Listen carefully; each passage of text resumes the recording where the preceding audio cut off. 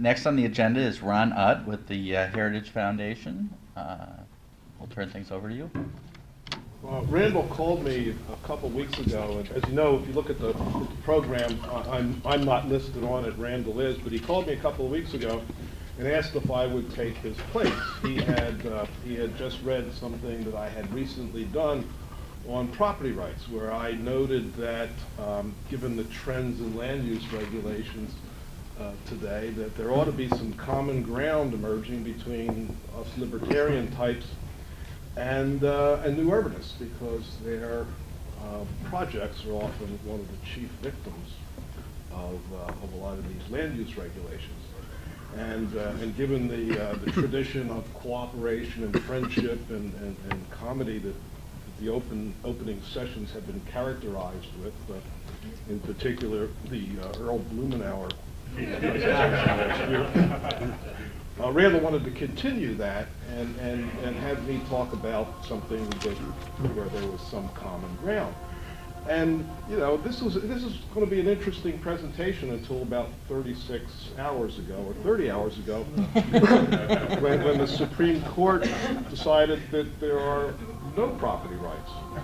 And so I'm sort of stuck with this kind of fanciful presentation in which I'm talking about strengthening rights that you no longer possess. But since I had to do another presentation last night, I didn't have a time or opportunity to come up with something else. So we're going to do it anyway in hopes that maybe the decision can be appealed to the UN or the Hague or something. So why I wanted to take off is to kind of begin with something that many of you have read. If you haven't read it, you ought to. It was a paper done by our friends and colleagues Ken Orsky and Jane Shaw, published by PERC. It was called Whatever Happened to Smart Growth?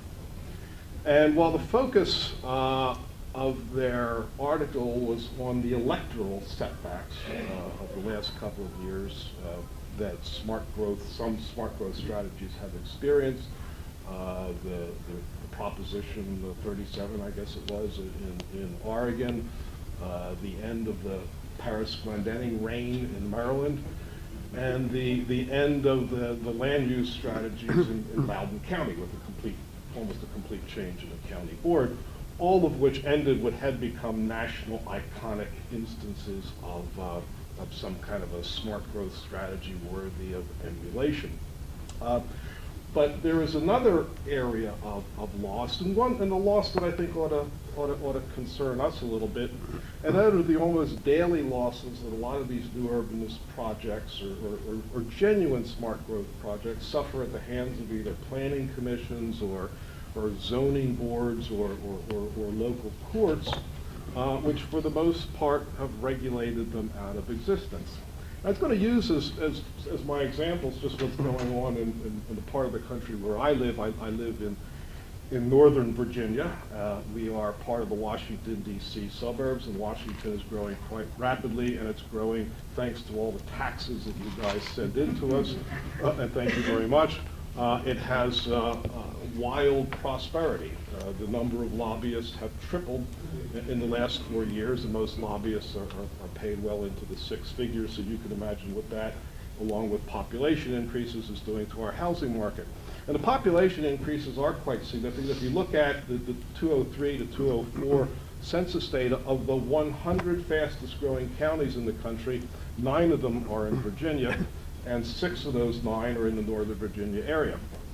So we have a lot of growth, and we are dealing with it in a rather schizophrenic sort of way, even though it is issue number one. When you have an election in the Washington, D.C. suburbs, you don't talk about education, you don't talk about crime, you don't talk about taxes, you talk about growth. What's your position on growth? And that's what ends people's careers or begins them.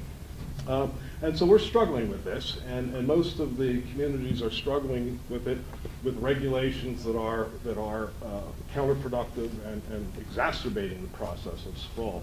But I wanted to, back to the sort of the theme of property rights and new urbanist setbacks, I just wanted to go through projects that were rejected just during the month of June. And bear in mind that June is not yet over. And all of these were in fast-growing communities, and all of these were market-driven, entrepreneurial-driven. They were an attempt to commit capitalistic acts between consenting adults, all of which were in one way or the other forbidden by the regulatory structures. But there was, in fast-growing Spotsylvania County, in one of the top 100 places, a mixed-use town square type new urbanist development that a developer had put together. 5.6 units to the acre was rejected. Another one in the Crow's Nest, 8,000 lots on a 4,000 acre site, wanted to double the density, rejected. Another unit in Caroline County, and I'll get to Caroline County later because it's closer to Richmond than it is to Washington, but it's now part of the suburbs. And also a transit-oriented development in Fairfax County. It has not been fully rejected, but it's on life support system. It was proposed by Pulte Homes, and it is undergoing a great deal of opposition, not only from the local residents, as Bob has pointed out sometimes happens, but this is sort of novel that can only happen in Washington because it's also getting opposition from the U.S. Congress. It turns out that NIMBY protection is now a new constituent service that Congress provides, and Tom Davis has promised that it's not going to happen in your neighborhood because, oddly enough, it's also his neighborhood. So anyway, this goes on, and this is the situation you have. And you end up with this strange situation, and it has, I guess, some regional governance issues in the sense that, while everybody's opposed to sprawl, we engage in policies that, for the most part, promote sprawl and quickly and almost universally reject policies that would lead to voluntary densification. But instead, what we have is policies of downzoning and induced leapfrog development. And I just wanted to give you sort of a flavor for some of the attitudes that are becoming pervasive. As I said, I was at an event like this last night, one of the fast-growing counties that I can't say that they're struggling with this because they've already decided what they're going to do, but the local newspaper put on a forum, and I was, to represent the sort of views that I'm here to represent tonight. And then there was one of the elected officials who's kind of in charge of all of this stuff, and some environmentalists and so on. And so at one point during the discussion, the elected officials said not what their plans were, but what the policies were in place. And this is kind of a summary. Building permits would be limited to keep population growth to 1% per year. All building would be limited to 9 designated service districts. There would be absolutely no high-density development, and there would be no affordable housing. And he was quite explicit that the problem with affordable housing or moderate income housing is that moderate income people don't pay their own way. They pay taxes that are less than the services you get. So at some point during the give and take of discussion, I asked him, I raised this as, aren't we breaking the kind of the social compact that have governed American neighborhoods and communities for centuries, and adopting a new policy in which we view our individual citizens as profit centers? And he didn't dispute that. And so, and nobody in the audience seemed to be particularly uncomfortable with it, and certainly the environmentalists did, but I think this gives you a sense for the rampant nature of NIMBYism today. The policies that we have in Washington are largely, whatever you're limited to in your community, whatever powers the state gives you, and the state gives you a lot of powers with zoning. And so what we've had is quite a bit of downzoning to the point, and when I say downzoning, I'm talking about places, land that would normally have been or had been zoned, let's say 4 houses per acre, is zoned 1 house per 5 acre, 1 house per 10 acres, or 1 house per 25 acres. The famous Loudon strategy was, in fact, to do that with the western 2/3 of the community. And obviously, it takes more land to do the same population, and since we're growing rapidly, we have this policy of kind of pushing people someplace else. It's kind of not our problem. You can live here as long as you can afford a 5-acre lot. And it has done wonders to real estate values. In most of these communities now, the median selling price of a house today is over $400,000, which means that not many people can afford these places, so they're going further and further away. And we are having and experiencing remarkable sprawl. West Virginia is now part of the metropolitan. It's always been part of the metropolitan area, but it's now, or recently been part of the metropolitan. But it's now a lot of housing developments are going there, and people who work in Washington are living in West Virginia, which requires at least a 4-hour daily commute. But they're doing this because that's the only place they can buy a single-family detached home. And it turns out that West Virginia is getting all upset about this all becoming a bedroom community. So the popular county, Jefferson County, that was just over the line from Loudoun County, where nobody's allowed to live anymore, has adopted its own restrictive zoning and have added $11,000 impact fees for new development. And the consequence is that now West Virginia has moved the county into the top 100, and that's Berkeley County. That's the next county beyond Jefferson County. So we're headed toward, Washington metropolitan area now is now in the process of heading toward the southern suburbs of Pittsburgh, where, and the problem there is that people will then begin advocating high-speed rail to Washington, so it opens up. So I kind of, in closing, the question is, would we be better off if there was no zoning, if we had complete property rights? Now, people always used to point to Houston, but you can't do that anymore. If you point to Houston, they say that's exactly the problem. Now, never mind that Houston looks like any other Southwest city. A lot of Northerners don't like Southwest cities, so they don't want their cities to look like Houston. They want them to look like something else.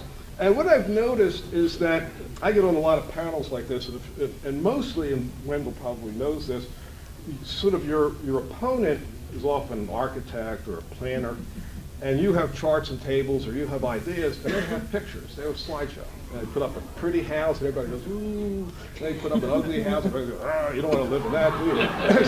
So I lose. She has pretty houses, and I have charts and tables. But it began to dawn on me, going through enough of these things, that all of the examples they show, the places to emulate are things like Georgetown, Washington, D.C., Old Town, Alexandria, Virginia, Capitol Hill in Washington, D.C., Society Hill in Philadelphia, Oakley in Mobile, Garden District in New Orleans, and Beacon Hill. Now, these neighborhoods, communities, have two things in common. One, they're exquisitely beautiful. And number two is they were built in an era of cowboy capitalism where there was no zoning, there were no building permits, there were no building inspectors, and there were no restrictive covenants controlling the color of your shutters. Yet somehow out of this system we managed to create communities that are worthy of emulation. Now the other side of this is, if you were to try to build Charleston, South Carolina, let's say you got a hold of 300 acres of undeveloped land in the community I live in. We do have 300 acres of undeveloped land, and somebody came in and said, I want to build Charleston, South Carolina here. You couldn't do it. You would be prohibited from doing that. The setbacks are wrong, they're too close together, you have a mix of styles, some are big, some are little, and some might even be affordable. And so,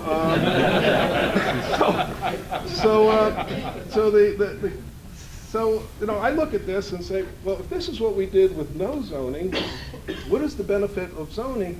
And can we go back and say to the new urbanists, look, I mean, these are the things that you want to do, and these are the things that you're not allowed to do. Now, interestingly, to sort of close, and you'll be interested in this, Wendell, is they had on, just before I came down, they had like a McNeil Lair report. I was watching public television in its final days because Congress is going to put it out of business. I just wanted to see it and savor it. And on the McNeil Lair report, they had a kind of a pro and con on the Supreme Court decision. And they had somebody from the some mayor's council or something like this, who said, this is the greatest thing that ever happened, we're just going to go ripping through our cities.